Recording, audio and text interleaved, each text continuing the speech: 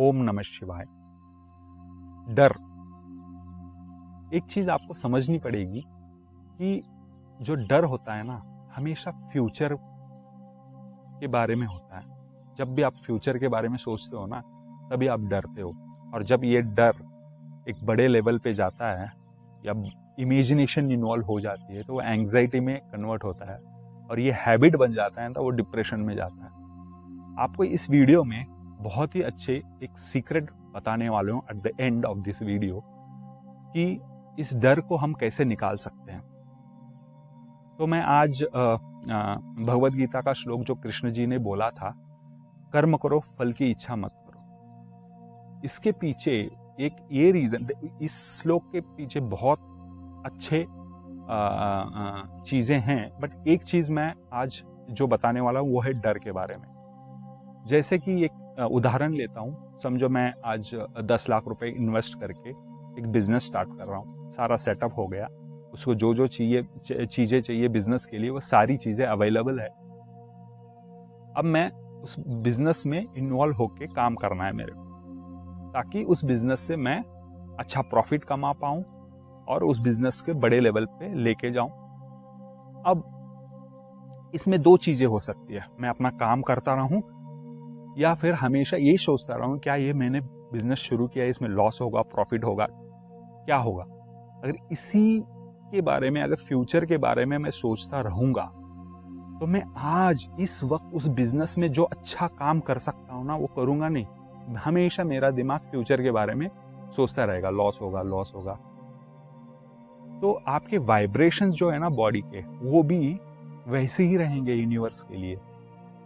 Negative vibrations, loss होगा तो क्या करूंगा, लॉस होगा, तो यूनिवर्स भी सोचेगा भैया इसको यही चाहिए।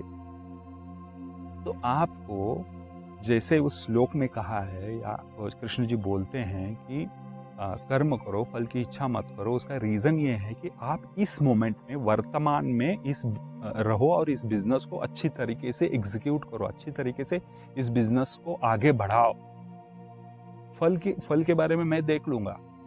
अगर इस मोमेंट में रहकर आप अच्छे कर्म, अच्छे बिजनेस करोगे, तो इसका फल अच्छा ही होना है।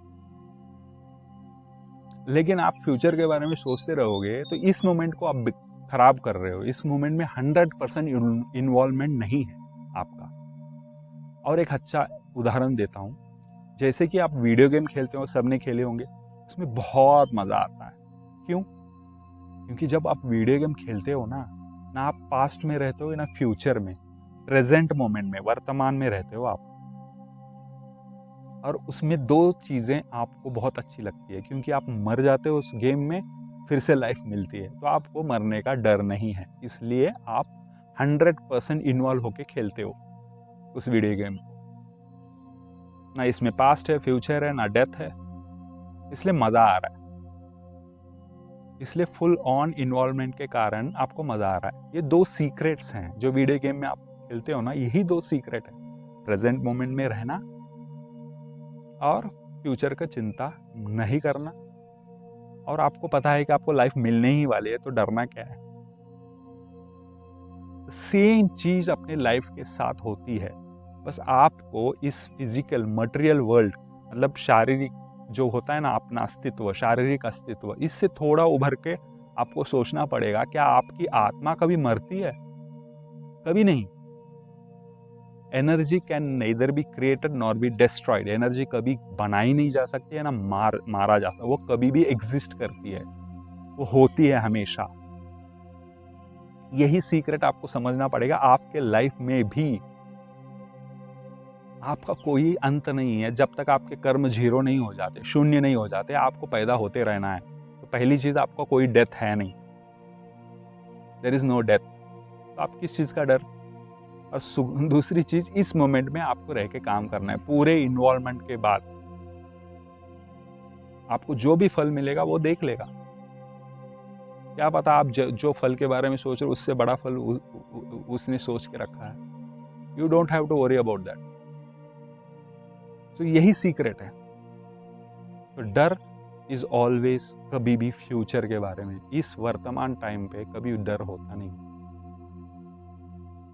इस मोमेंट में, इस वर्तमान टाइम में आप रह के अच्छे से कर्म करो आपको फल भी अच्छे मिलेंगे और चिंता छोड़ो।